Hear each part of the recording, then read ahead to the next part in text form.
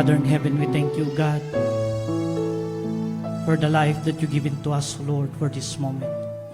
We thank you for the breath. We thank you, Lord, for the strength. We thank you, Lord, for giving us the courage to sit down at your feet, O God, to listen to your word, O God. Lord, give us the understanding. Open our spiritual eyes. Open our spiritual ears to listen to your word, O God, so that your word continuously penetrate in our hearts, O Lord, to give us courage, to give us understanding, and to stand firm until the end and until you come, O Lord. Bless your word and bless your people, O God, as we listen to your word. Use me as only your mouthpiece, O God. And your name will be glorified and exalted.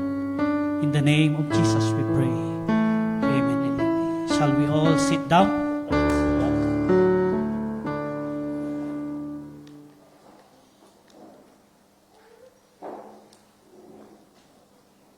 Praise. Hallelujah. Naka-ready na po ba tayo? Okay. So,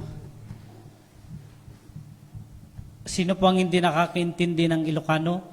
Mayroon po ba dito? Okay. So, okay. Praise the Lord para mag-Tagalog tayo, mag-Ilocano tayo, at mag-English a little bit. Amen? So, bago tayo mag-start, mga kapatid, sabihin mo muna sa katabi mo. Dahil itong salita ng Panginoong Diyos ay napaka-importante sa atin bilang mga mananampalataya. Kaya sabihin mo sa katabi mo, tapikin mo at tignan mo. Binibigyan kita ng karapatan na patahimikin ako sa tuwing ako ay magkukwento. Okay, so thank you. Praise the Lord. Kaya sabihan mo yung katabi mo dahil binigyan kanya ng authority, tapikin mo siya na huwag magsasalita pag may nagsasalita sa harapan. Amen po ba? Because we need to respect the Word of God. Amen? Dahil siya po ang Creator. He is our Savior. He is our life. He give everything to us. That's why we need to respect His Word Himself. Amen? So, napakabuti ng Panginoong Diyos dahil alam niyo po, sa dami ng pinagdadaanan natin, nananatili pa rin ang pag-ibig niya sa atin, lalo't higit tayo ay nabubuhay dito sa mundo. Kailanman, marami mang tayong pinagdaanan sa buhay, maliit man ito o malaki, napakabuti ng Panginoong Diyos at kailanman ay hindi nababago ang kabutihan ng Diyos. Kaya, napaka-importante mga kapatid, na ang bawat araw, oras, panahon at pagkakataon ay bigyan sana natin ng pansin na ang Panginoong Diyos ay tunay na nagmamahal sa bawat sa atin. Makasalanan ka man at sabihin mo man sa sarili mo na mabuti kang tao, no other than na napakabuti kundi ang Panginoong Diyos. Amen po ba? Kaya sa oras pong ito, bigyan po natin ng oras ang ating mga sarili na eksaminin po natin ang ating mga sarili. This is our time to examine ourselves, especially our heart. Sinong nakaranas dito yung nag-exam sa school? Lahat po tayo? Kahit may mga aunties tayo dito, naranasan nila ang nag-exam. Ano yung kadalasang, pagtapos na yung oras, anong kadalasan na sinasabi nung examiner sa mga nag-exam na estudyante? Nakita niyo yung topic doon? Di ba? Or ball pens up, or pencils up, or time's up. So, our topic is time's up. Bakit? Kasi, dahil ang oras, mga kapatid, ay napaka-importante at ito ay nagagamit lamang dito sa ibabaw ng lupa. Time is a usual naririnig natin, hindi lang sa school, di ba sa trabaho, or sa mga bagay na napaka-importante sa atin. Minsan nga pag pumapasok ka sa trabaho, hindi mo na maintain yung oras na gusto mong mangyari. Gusto mong maaga pero late naman tayong natutulog, kaya napupuyat tayo, hindi natin nakukuha yung oras na gusto natin na pumasok. Tama? So lahat ng nangyayari dito mga kapatid, sa buhay ng isang tao ay napapalooban ng oras. Panahon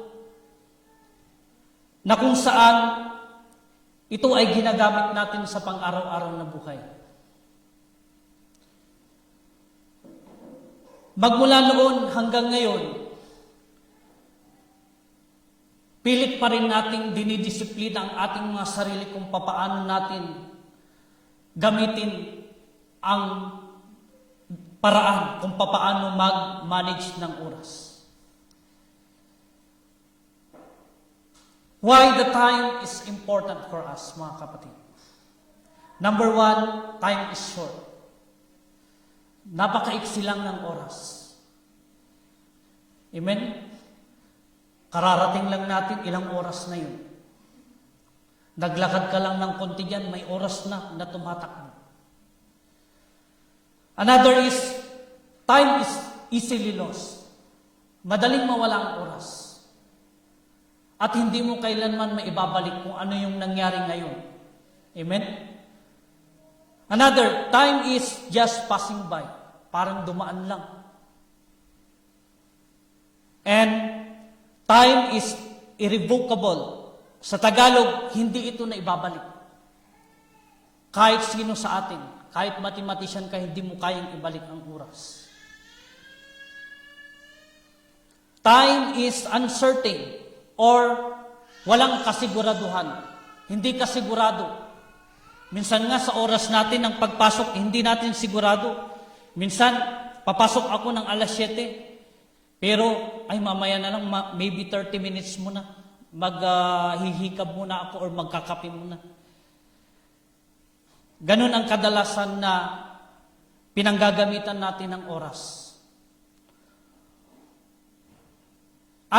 Unstable and incalculable. Hindi po natin makalculate ang oras. Amen po ba? Hindi po natin makalkula kung, di ba, minsan nga tinatansya natin kung anong oras tayo makakarating dito sa hall na ito. So, nung time or panahon ni Moses, one of the prophet in the Bible knows that life is very short. Even the time is very short. Alam ni Prophet Moses na ang buhay at ang oras na nilalaan natin dito sa mundo ay napakaiksi lamang. That's why he prayed. Ito yung panalangin niya. Sabi niya in Psalms 90 verse 12. Psalms 90 verse 12. Anong sabi niya doon?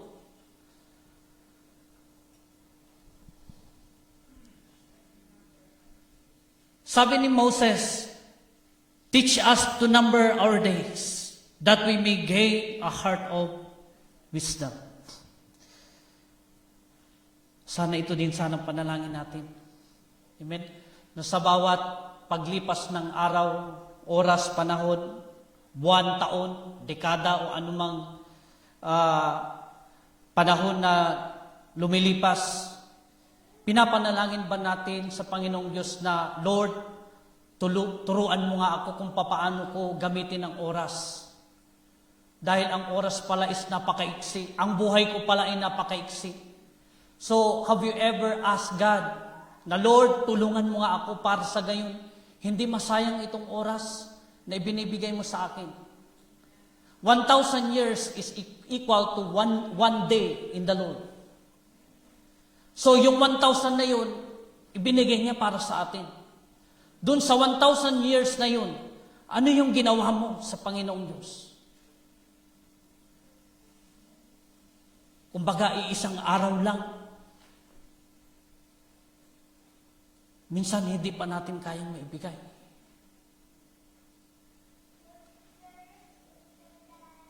Kaya nga mga kapatid, yung oras na dapat ilaan natin sa Panginoong Diyos, gawin po natin at huwag tayong mag-alinlangan.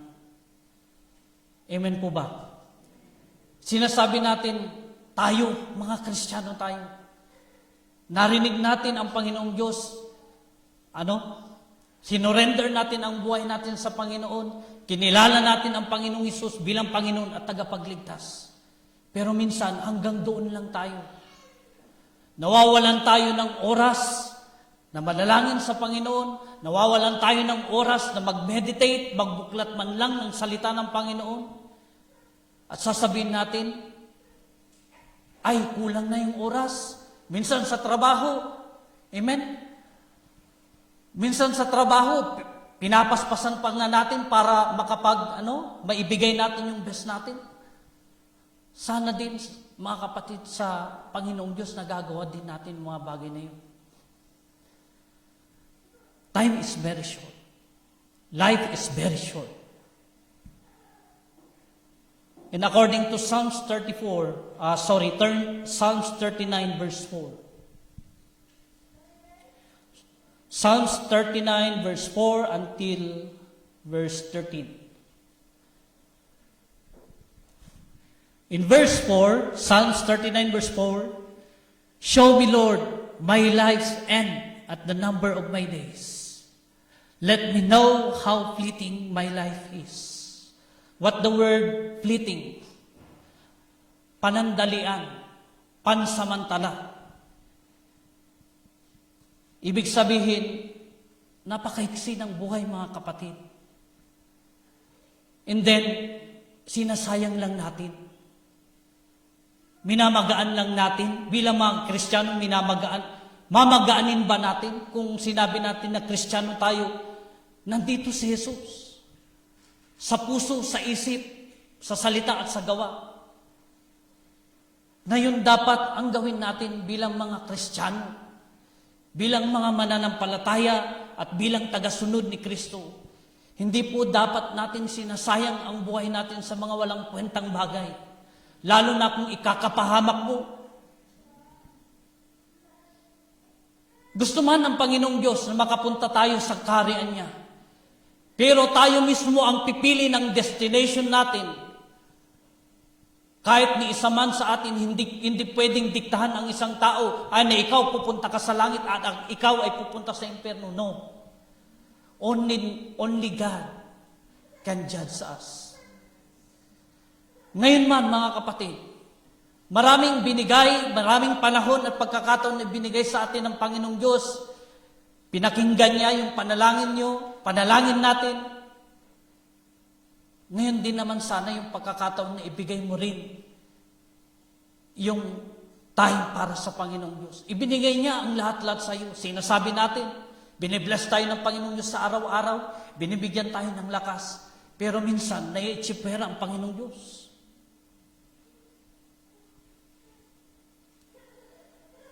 Kaya isipin natin, mga kapatid, napakaiksi ng panahon, napakaiksi ng buhay ng isang tao. Kahit na ang hayop nga Amen? Ang hayop nga, dumaan lang doon sa highway, bigla mo na makikita na sagasaan. How much more ang tao? Buti kung sorry for the word, but kung nabundol ka at hindi ka natamaan, praise the Lord. Kung natamaan ka sana, mag-isip ka. Amen po ba? Pastor, asidagante anniversary, grabe tayo mensahe. No, that is true. Marami ang taong naglalaro sa Panginoong Diyos. Kiniklaim na mga Kristiyano tayo pero hindi pa rin tayo seryoso. sa pagsisilbi sa Panginoon. Nagiging compromise ang pagsisilbi. Naging optional ang pagsisilbi. And that is true.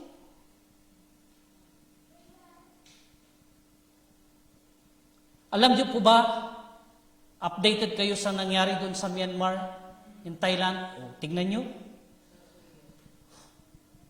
Hindi nagiging biro, mga kapatid. Sinasabi na sa salita ng Panginoong Diyos yung mga nangyayari. Ina-advance na sa atin ng Panginoong Diyos na lahat ng nakikita ninyo, napapanood nyo, nagiging bad news sa atin. It's warning for us as a Christian. And yet, nakikipaglaro pa rin tayo. Hindi pa rin tayo seryoso. Kahit na ilang beses natin naririnig ang salita ng Panginoong Diyos, okay lang kasi mabait ang Panginoong Diyos. Okay lang kasi maawain ang Panginoon. Hello? Huwag niyong hintayin na magsawa ang Panginoong Diyos. Dahil may pagkakataon na magsasawa ang Panginoong Diyos sa iyo. Amen po ba? Di po ako galit, So, alam niyo mga kapatid, kahit kami na mga pastor niyo, wala kaming kayang gawin kundi ang ipanalangin lang kayo. Hindi namin kayo kayang isave. Saan? Sa impyerno. Dahil dalawa lang ang pupuntahan ng tao. Either heaven or hell. But it's up to you. Sabihin mo sa katabi mo, depende daw sa'yo. It depends on us. Amen? Hindi po pinagbabasehan ng Panginoong Diyos kung gaano ka katagal na naging Kristiyano. Kung matagal ka na sana na maging Kristiyano, dapat nagmamature ka, kagaya nung mensahe kanina sa Sunday School. Kung alam mo na Kristiyano ka, dapat paabante ka, paangat ka, hindi yung paatras. Walang anak ng Panginoong Diyos na duwag. At walang anak ng Panginoong Diyos na nagbaback out dahil sa mga testing sa buhay.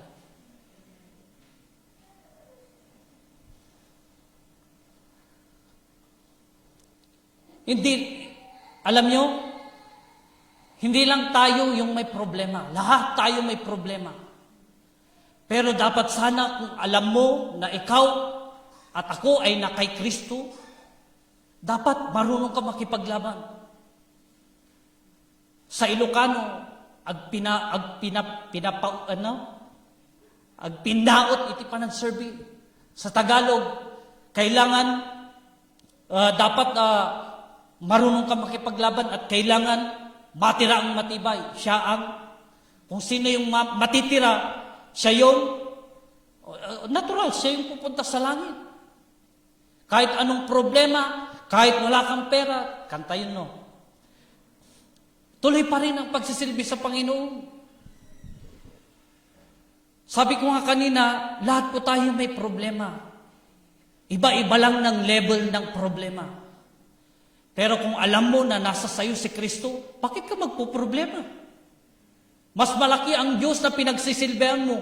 Compare sa problema, pwede mo pang apakan yung problema na yan. Because we believe there is power in Jesus.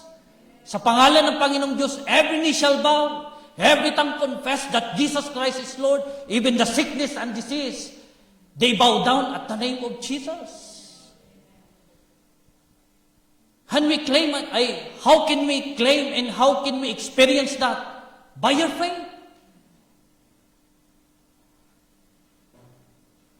Kaya, ipaglaban mo yung pananampalataya na narinig mo.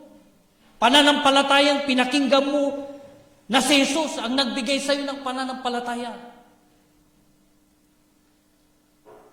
Kaya sabihin mo sa katabi mo, wag mong mamaliitin si Jesus na nasa sa iyo.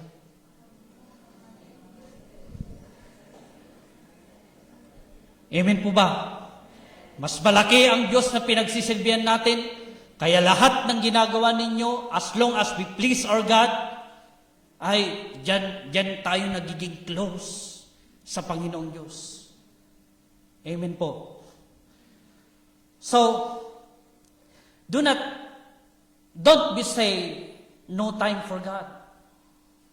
What if God has no time for you? Don't be say, ulitin ko ulit mga kapatid. Don't be say, no time for God. Ay, wala akong time. Next time na lang, next year na lang, or sa makalawan na lang.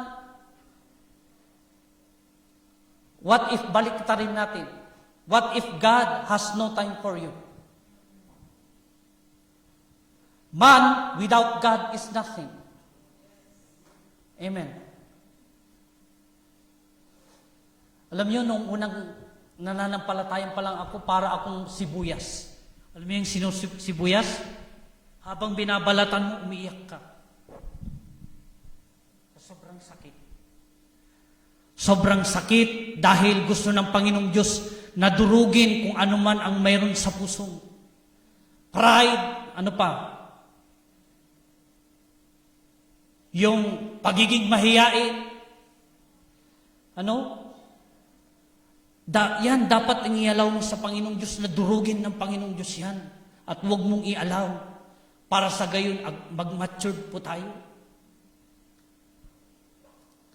Kasi yan yung dahilan kung bakit hindi ka makalapit sa Panginoong Diyos. Dahil nahihiya ka. Sino ba dito ang walang kasalanan? Itaas ng kamay.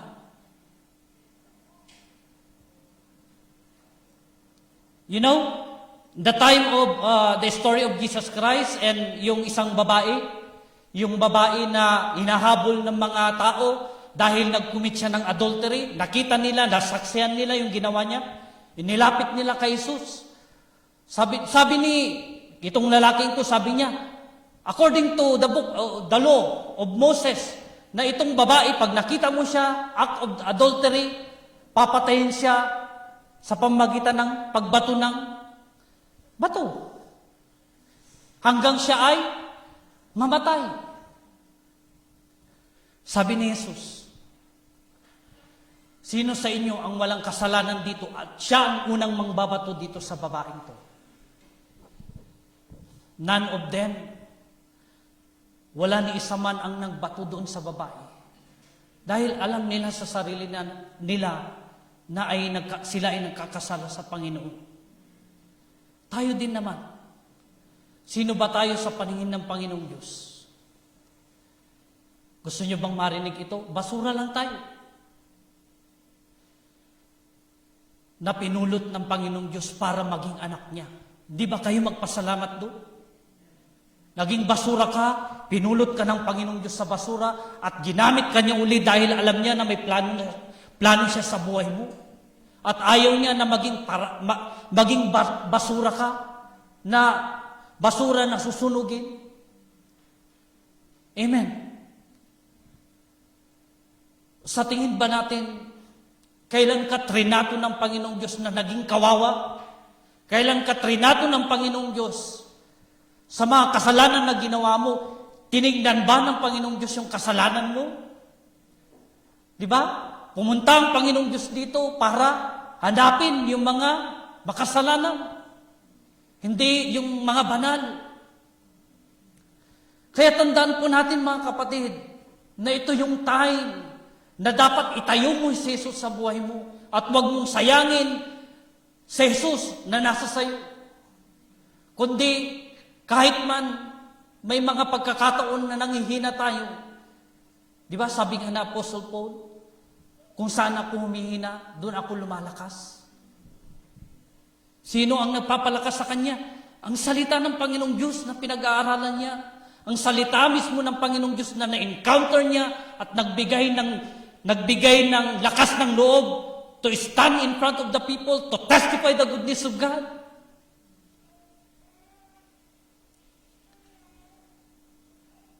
Kaya yun po sana mga kapatid.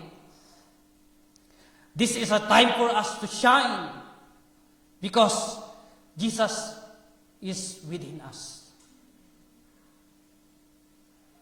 Kaya ang sabi kanina, hindi po pinagbabasihan ng Panginoong Diyos kung gaano kakatagal na isang Kristiyano.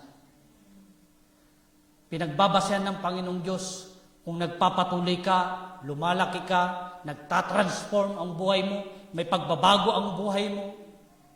nakikita si Jesus sa pamumuhay mo, sa pananalita mo, sa gawa mo, yan ang sinasabi ng Panginoong Diyos na tunay na pananampalataya.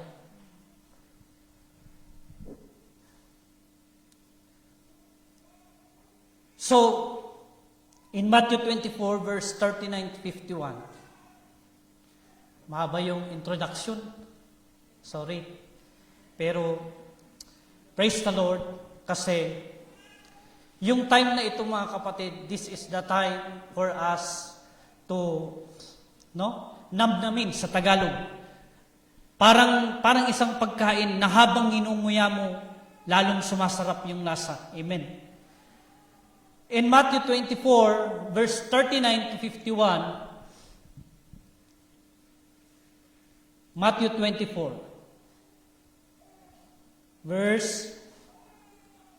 verses 39 until 51. Okay?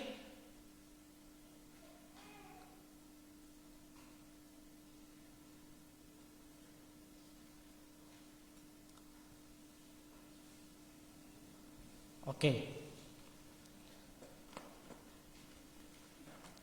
Hallelujah.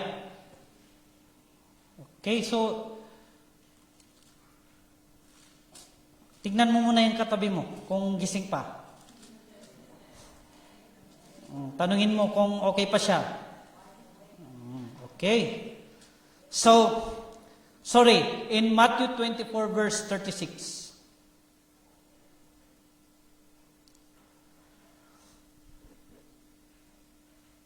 Okay? But about that day or hour, no one knows, not even the angels in heaven, nor the Son, but only the Father. Okay? As it was in the days of Noah, nung panahon daw ni Noah, so it will be at the coming of the Son of Man. For in the days before the flood, people were eating and drinking, marrying and giving in marriage, up to the day Noah entered the ark. And they knew nothing about what would happen until the flood came and took them all away. That is how it will be at the coming of the Son of Man. Okay? 2 men will be in the field. Maybe some of them is nagwe-welding. Mga welders po dyan. 2 men will be in the field. One will be taken and the other left. Next, please. 2 women will be grinding with a hand mill. One will be taken and the other left. Therefore, keep watch, because you do not know on what day your Lord will come. But understand this, if the owner of the house had known at what time of night the thief was coming, he would have kept watch and would not have let his house be broken into. So you also must be ready, because the Son of Man will come at an hour when you do not expect Him. Okay, i-stop po muna tayo dyan. So, nabanggit po natin kanina at sinabi nyo na updated kayo about sa nangyari sa Myanmar. In Myanmar at saka Thailand. Ibig sabihin mga kapatid, hindi po natin malalaman yun kung walang nag-update sa atin or nag-news, no? Wala pong nakakaalam sa atin yung nangyari kung hindi po maaring ang bawat sa atin nakarinig lang ng news sa ibang tao or nakapanood ng TV or nakapanood doon sa Facebook dahil na-inform tayo. Ngayon, sabi ng Panginoong Diyos, hindi natin alam kung kailan siya darating. Ngayon, papaano ka ma-inform kung hindi ka makikinig? Papaano mo malalaman at papaano ka makakapag-prepare sa pagdating ng King of Kings and Lord of Lords kung hindi ka nakikinig? At the same time, hindi ka seryoso talaga na nakikinig. Kaya minsan, kahit ilang beses ka na nai-inform, Kahit ilang beses ka nasasabihan, relax pa rin. Okay pa rin. Di bali, matagal pa naman yan. Nung panahon pa ng kopong-kopong yan, Pastor, narinig ko. Hanggang ngayon, wala pa. Kaya nga sabi nga ng Panginoong Diyos, keep watch. Amen? At the same time, must be ready. Darating na ang Panginoong Diyos. Amen? Darating na ang Panginoong Diyos. Kailangan magpakatibay tayo sa pananampalataya. Don't give up. Amen? Sulong, hindi urong. Amen? Amen po ba? Dapat pasulong, hindi paurong. Naintindihan po natin ang salita ng Panginoon. Pero ang mahirap, ayaw natin intindihin. Napakadali pakinggan, napakadaling pakinggan, napakadaling unawain, pero napakahirap gawin. Dahil yun ang totoo. Dahil hanggang ngayon, kung bakit napakahirap sa'yo na intindihin at gawin ang salita ng Panginoong Diyos, dahil may nabubuo pang pride maari sa puso mo. Ay, alam ko na lahat ng yan. Narinig ko na yung salita ng Panginoong Diyos na nag-ano pa nga kami eh. Diba? May mga ganun tayo na rason. Minsan, ayaw pa nating makarinig, ayaw nating makinig dahil nakukulitan na tayo. Amen? Pagpasalamat kayo sa taong nangungulit sa inyo, na nag-i-invite sa inyo para makinig ng salita ng Panginoong Diyos, para, ang sabi niya doon, makapag-ready ka. Dahil darating na ang Panginoong Diyos. Kaya nga nakikita po natin yung mga nangyayari sa news. War, ano pa, earthquake. Alam niyo po ba yung earthquake na 7.7? Mas lalong tataas pa yan. Habang palapit na palapit ang pagdating ng Panginoong Diyos. May nakita ako at narinig ako.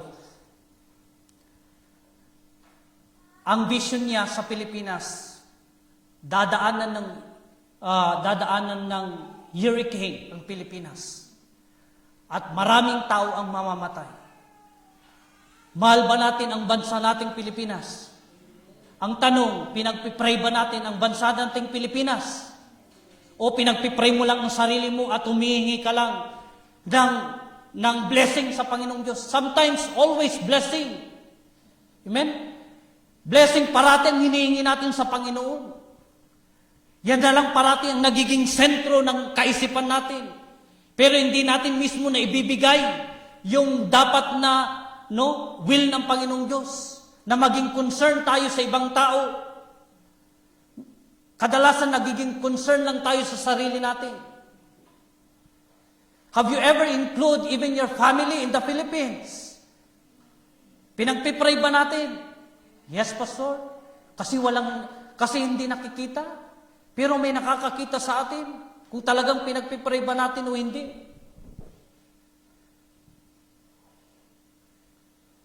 Hallelujah! So ganyan kabuti ang Panginoong Diyos. Kaya nga pinaparinig, pinapabasa ng dalawang mata natin ang salita ng Panginoong Diyos for us to prepare ourselves. Not only sa sarili mo lang, pati pamilya mo, kaibigan mo. Kung marami kang followers sa Facebook, gamitin mo sana yung pagiging famous mo sa Facebook na mag-send ng Word of God. Kung hindi mo man ma-reach out ang tao na yan, o friend mo, o matagal mo nang kakilala. Amen po ba? Huwag po sana natin gamitin yung gadgets natin para mag-TikTok at marami tayong mga viewers.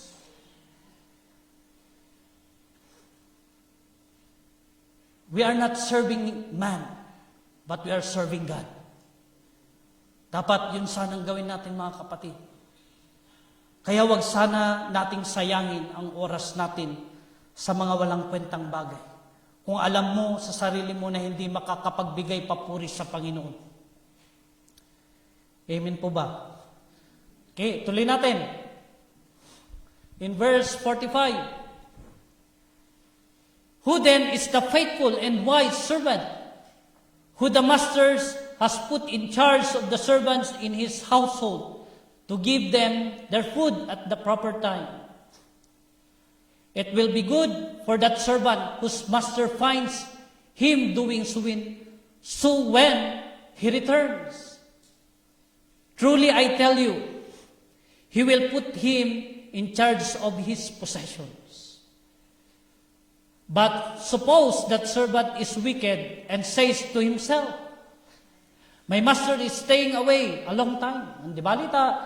Nabayag pa imot nga, di ba? Matagal pa namang darating yung amo ko. Di ba, Lita? Agkuy-kuyak-kuyak pa lang. Amen? Mga kapatid, sa Panginoong Hesus, sabi ko kanina, hindi natin maibabalik ang oras. Kaya, magseryoso ka na. Time's up. I-stop mo na ang maling ginagawa mo. I-stop mo na ang paglalaro sa pagsisilbi sa Panginoon. I-stop mo na ang pagiging immature sa Christian. Dahil hindi yan makakatulong sa iyo. Mas lalo ka lang maiiwan pag dumating ang Panginoong Diyos. Kaya, kung may nag-i-encourage sa iyo, may nangungulit sa iyo, sabi ko kanina, magpasalamat ka kasi hindi nagsasawa yung tao na mangulit sa iyo. Amen? Anyamat dun, text na ito'y. Ulit nga ulit. Sinend na nga kahapon, isesend mamaya, ipapalop ka na naman bukas. Hindi kayo magpasalamat, may nagpapansin sa'yo. Pag walang nagpapansin sa'yo, anyamat tagajimot nga. Reklamo tayo ng reklamo. Pag may nagpapansin sa atin, nagre-reklamo tayo. Pag walang nagpapansin, mas lalong nagre-reklamo tayo. Ano ba ang problema natin, mga kapatid? Kaya magpasalamat tayo kung pinapansin ka, kinukulit ka, no? Tinetext ka, kinukumusta ka. Dahil yan yung way, ginagamit ang tao na yan para hindi ka mawala. Amen? Hindi ka mawala sa presensya ng Panginoon, hindi mawala sa Jesus na nasa sayo, hindi mawala ang tunay na kagalakan mo na magsilbi.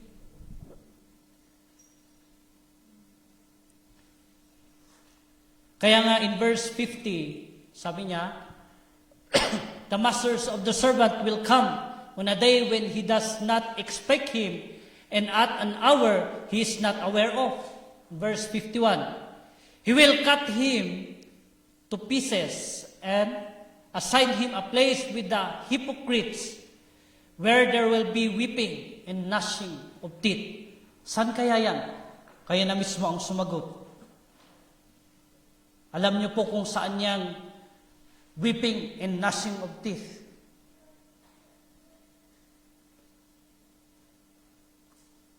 Kaya, magseryoso tayo mga kapatid. Sa Ilocano, hangka nga ag-alang-alang iti panagserbin. Hanga alang-alang haangay ayam iti panagserbi kina Apo Diyos. Hindi po laro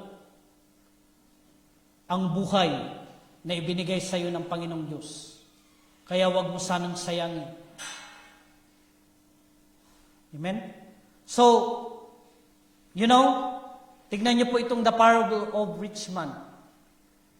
In Luke 12 verse 13 to 21. Luke 12 verse 13 to 21. Maaring lahat po tayo is makaka-relate po dito. Luke 12 verse 12 to verse 13, to 21. Mag-start tayo sa verse 13. Someone in the crowds said to him, "Teacher, tell my brother to divide the inheritance with me." Jesus replied, "Man who appointed me a judge or an arbiter between you." Next. Then he said to them, Watch out, be on your guard against all kinds of greed. Life does not consist in an abundance of possessions. And he told them his parable, the ground of a certain rich man yielded an abundant harvest. He thought to himself, what shall I do? I have no place to store my crops. Then he said, this is what I'll do. So, kinakausap niyang sarili niya, dinidesisyonan niya sa sarili niyang kaisipan. So I'll tear down my barns and build bigger ones, and there I will store my surplus grain. And I'll say to myself, you have plenty of grain laid up for many years. Take life easy. Eat, drink, and marry. But God said to him, you fool, this very night your life will be demanded from you. Then who will get what you have prepared for yourself? So, question sa sarili po natin. Amen po ba? So that is a question for us. Kahit na sa iyo lahat ng kayamanan dito sa mundo, hindi ka masasatisfy. At the same time, kailanman, kahit na gaano ka kayaman, hindi mo kayang i-extend ang buhay mo pag kinuha ng Panginoong Diyos. Papaano? Pag magkakasakit ka, amen? Pag magkakasakit ka, kahit bayaran mo yung doktor. Have you ever remembered about the COVID nung time na yun? Mayroong mayaman na babae. Dahil mayroon siyang cancer. Pumunta siya doon sa doktor, yung doktor niya mismo. Sabi niya, Dok, kung mapapagaling mo ako sa sakit ko na to, kasi may dala-dala siyang attache case. Maraming pera. Kung mapapagaling mo ako sa sakit ko na to, itong bit-bit ko na to, sa iyo lahat ito. Pero ang sabi ng doktor, kahit ibigay mo sa akin lahat yan, kahit operaan ka ng ilang beses, para matanggal lang yung cancer na yan, hindi ko kayang gawin na buhayin ka. Alam nyo, umiyak yung babae. Umiyak, tinalikuran niya yung doktor, at yung pera na yun, itinapon niya mismo doon sa hallway sa ospital. Dahil alam niya na kahit marami kang pera, kung wala ang Diyos na tinitingala mo sa buhay mo, bali wala ang pera na nandyan sa sayo. Amen? Kahit punong-puno yung wallet mo, kahit kaya mong bilhin lahat, alam nyo, kaya hindi tayo pinapayaman ng Panginoong Diyos yung nasa tama lang tayo. Ako mismo. Kasi pag mayaman na mayaman ka, sinabi ko yung ganun, kasi ang mayaman, hindi masasatisfy hanggang magiging mayaman. Kasi ang mayaman, pwede niyang bilhin lahat ng kasalanan. At the same time, maaari mong makalimutan ang Panginoong Diyos. Kagaya nitong tao na to, na kwinento ng Panginoong Yesus. Kaya magpasalamat ka na masatisfy tayo na mayroon ang Panginoong Yesus. Amen? Hindi naman ipinagdamot ng Panginoong Diyos na guminhawa, gumaan ang buhay natin. Lahat tayo mga Pilipino, di ba? Ganon tayo, pangarap natin, makaahon tayo, no? Yung mga experience natin dati, ayaw nating iparanas sa mga anak natin, ginagawa natin ang lahat ng bagay. Nagtatrabaho tayo, nag-overtime tayo, nagdo-double time tayo sa trabaho. Bakit? Kasi may goal tayo para sa pamilya natin. Hindi yan ipinagdamot ng Panginoong Diyos. Pero hindi sana maging priority mo. At hindi sana ito yung time na mailalayo ang sarili mo sa Panginoon. So in Job 14 verse 5, God determines our days and months. Sabi niya, okay, malapit na tayo. Job 14 verse 5. Sabi niya, a person's days are determined. You have decreed the number of his months and have set limits he cannot exceed. Okay? So, hindi po tayo lalagpas doon sa mismong itinakda ng Panginoong Diyos. Mayroon na po tayong itinakdang panahon, edad, kung kailan tayo kukunin ng Panginoong Diyos. Kaya nga sinasabi ng Panginoong Diyos, mag-prepare ka. Amen? Kung hindi ka nagpiprepare at yun yung time ay dumating na sa'yo. Hindi ko alam kapatid kung saan ka pupunta. Amen? Dahil ikaw na mismo ang pumili ng final destiny mo. Di ba? Kung pwede lang sana na parang bank account na pwede mo siyang i-update. Amen? Di ba may mga bank account tayo? Maari? Di ba? Ano ginagawa natin? Oy, titignan mo, ina-update mo sa bangko kung ilan na yung naipon mo at ilan yung winidraw mo. Kung ganun din lang sana yung buhay natin, why not nagawin natin? Na i-update natin ng buhay natin, ay, i-update ko nga yung buhay ko kasi baka bukas wala na ako. Kasi bukas, or sa makalawa o sa susunod na araw is due date ko na. Kung pwede lang sanang ganun. Pero, ito yung sabi ng Panginoong Diyos. Na kailangan mong sa Ilocano imutagtakan, kabsat. Amen? Kahit ilang beses mo itong maririnig, kung pilit mo pa rin na hindi mo iniintindi itong sinasabi ng Panginoong Diyos, sabihin mo sa katabi mo, sorry.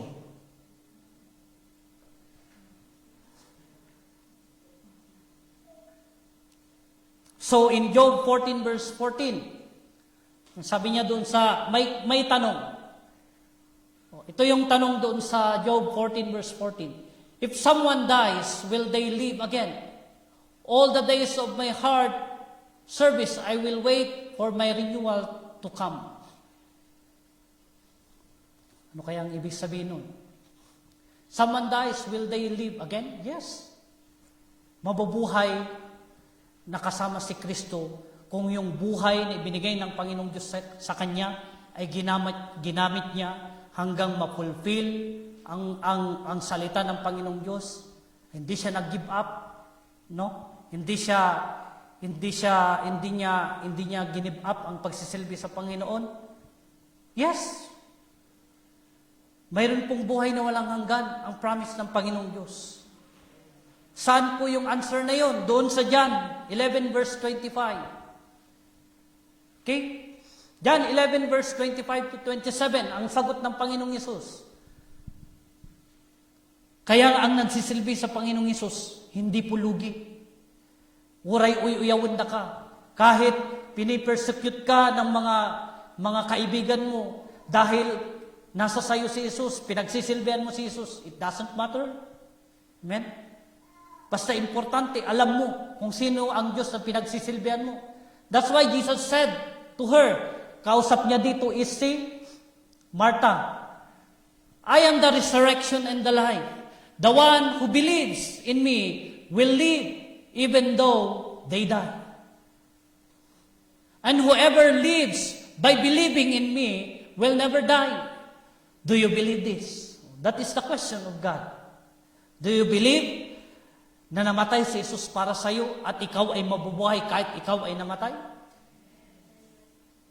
Hindi yung sinasabi niyang physical kasi yung physical talagang babalik yan sa alikabok.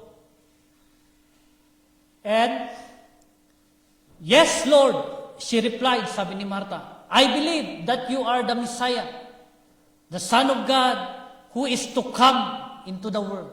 So it means, mga kapatid, babalik ang Panginoong Hesus. Sinong babalikan niya? Sabihin mo sa katabi mo, sana ikaw.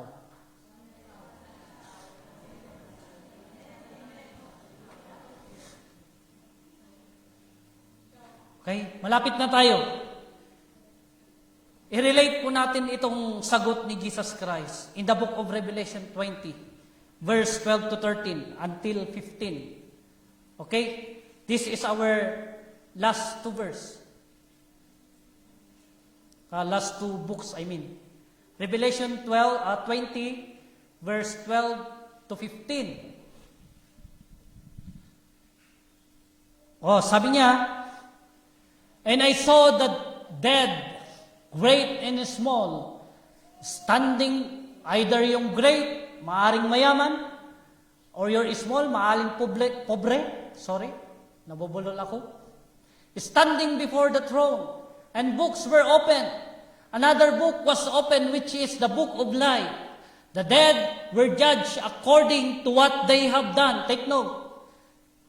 The dead were judged according to what they have done, as recorded in the books. Next. The sea gave up the dead that were in it. So, sea is represent sa dami ng tao. No? Sea, it represents the world, all the people. The sea gave up the dead, what were in it, and death and Hades give up the dead that were in them. And each person was judged according to what they have done. So, paulit-ulit. Alam niyo kung paulit-ulit na sinasabi ng Panginoong Diyos, ang kapilang agseryoso, ay, maring ka, kapsat. No? Maring tayon, antayo nga ialang-alang iti panagserbi. Huwag mong mamaganin ang pagsisilbi mo. And 14, then death and Hades were thrown into the lake of fire. The lake of fire is the second death. So it means this is the second death, is the final death. Na ang pupunta dito, kayo nang nakakaalam mo. Kung gi-give up ka, ay talagang diyan ka pupunta. Kaya nga ini-encourage tayo ng Panginoong Diyos kahit na anumang mangyari. We give thanks in all circumstances because this is the will of God. No? Will ng Panginoong Diyos na matesting tayo para mas lalo pa natin siyang kapitan, mas lalo pa natin siyang hanapin, mas lalo pa natin siyang, yakapin sa buhay natin. Na walang ibang makapagliligtas sa atin sa impyerno, kundi ang Panginoong Hesus lamang. At wala na pong iba. Hindi po ang religion, kagaya ng sinabi ng MC, hindi po religion ang ini-introduce natin. Ang ini-introduce or ang pinipreach natin, ang Panginoong Hesus mismo. Amen. Kahit nasa iyo na lahat ng religion, pinunta mo na lahat ng religion, kung wala ang true relationship kay Jesus Christ, bali wala yung religion na pinuntahan mo. Kahit lang religion pinuntahan mo at wala ka ding pagbabago, no?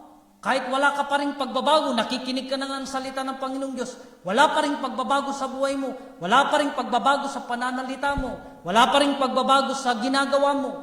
It's the same. According to the Word of God, you are the same in the unbelievers. Whether we like it or not, masakit man, mga kapatid na pakinggan, pero totoo. Dahil yun ang sinabi ng Panginoong Diyos. Ngayon, kung masasaktan tayo sa naririnig natin, magpasalamat ka dahil ang taong nasasaktan, ibig sabihin, buhay pa. Amen. Pagpatay ka na, hindi mo na mararamdaman kahit kurot-kurotin kayo dyan. Kaya magpasalamat ka dahil mayroon pang pagkakataon na i-prepare mo ang sarili mo. Darating ng Panginoong Diyos. Darating ng Panginoong Diyos. Magpapahuli ka pa ba? Magpapaiwan ka pa ba? Siyempre, kung magsisilbi ka din lang, itudo mo na. Dahil alam mo na ang blessing ng Panginoong Diyos ay unlimited. Hindi mo limited ang blessing ng Panginoong Diyos. It's unlimited. Amen. Okay, in verse 15. Anyone whose name was not found written in the book of life was thrown into the lake of fire. Kung dito sa mundo mayroon po tayong PSA, sa Pilipinas pala, hindi dito.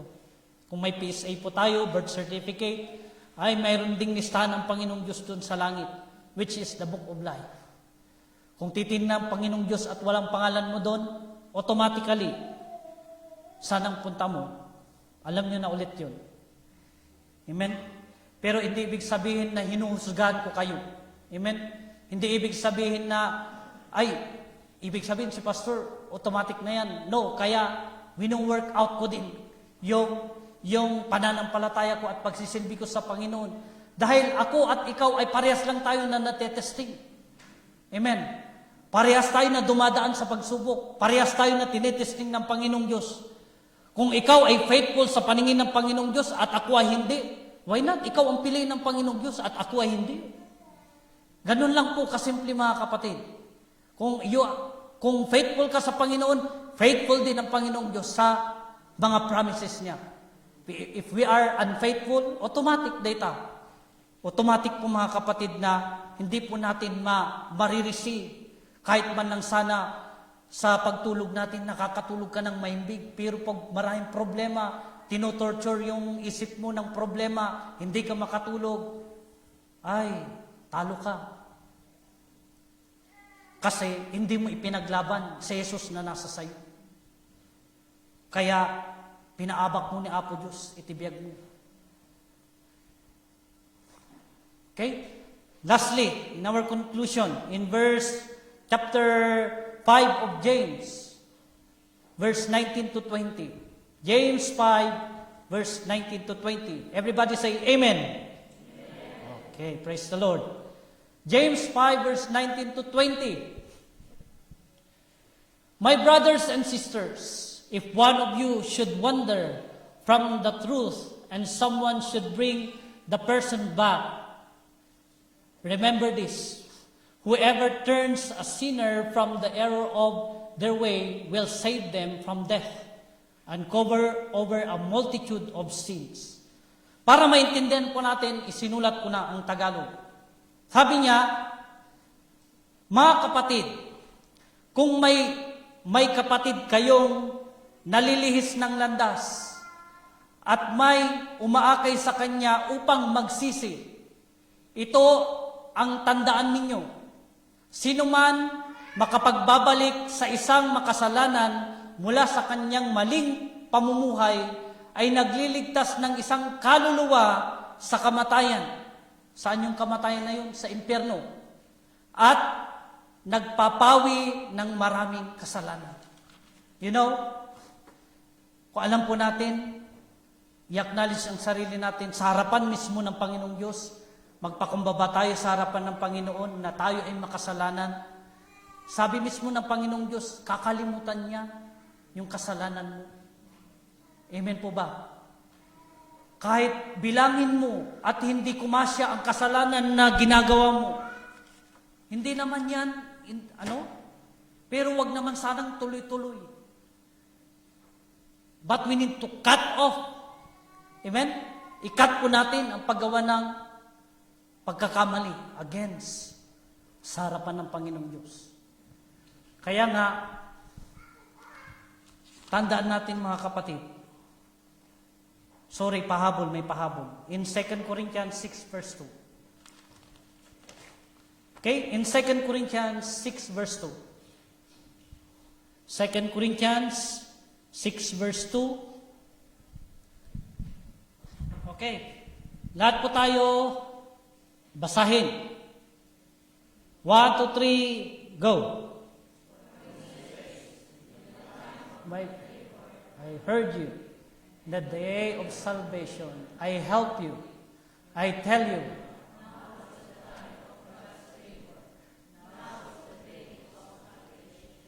Amen? So this is the time for us na ang Panginoong Diyos ang ating kaligtasan. Siya ang nagtuturo sa atin para tayo ay makinig sa Kanya. Kaya, let's value our time. Gamitin po natin yung oras sa tama. At gamitin po natin yung oras natin at bigyan ng laan ng oras ang Panginoong Diyos na magbasa, magbuklat ng salita niya, makipag-usap sa pamamagitan ng panalangin, at makipagtipon sa mga kapwa mo nananampalataya. Para sa gayon, tayong lahat ay mapag-iisa sa layunin at purpose ng Panginoong Diyos sa ating buhay. Amen? To God be all the glory and may God bless you all. Let's all pray. Maraming salamat, Panginoong Diyos, dahil sa iyong kabutihan kami ay iyong pinaalalahanan. Salamat, Panginoon, na kahit man kami ay, Lord, minsan or madalas tinatalikuran ka namin. Minsan or madalas iniitsipwera ka namin sa buhay namin.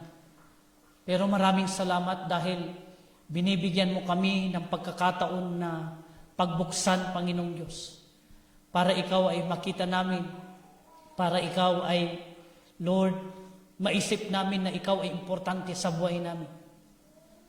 Kaya, salamat, Panginoon, dahil sa pagtuturo mo, Lord, alam namin na hindi mo kami iiwan ni pababayaan. Dahil yun yung sabi mo sa amin, Panginoon. Kaya maraming salamat. It is not really enough to say thank you, O Lord. Pero masabi namin na napakabuti mo at wala ni isa man sa amin ang, Lord, makakapag-overtake ng iyong kabutihan.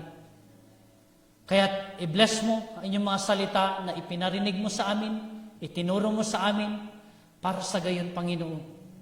Itong oras, itong panahon at pagkakataon na binibigay mo sa amin, ay bigyan po namin ng pagpapahalaga.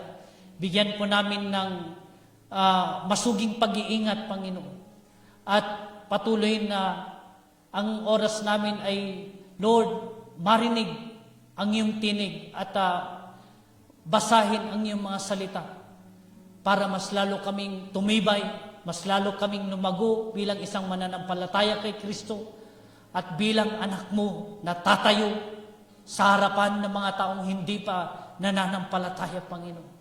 Turuan mo kami sa iyong kaparaanan upang mas lalo kaming, Lord, tumibay sa aming pananampalataya sa iyo. Maraming salamat, O Diyos. Ikaw ang pinapupurihan namin at tinataas sa aming buhay. Sa pangalan ni Jesus, Amen. Amen.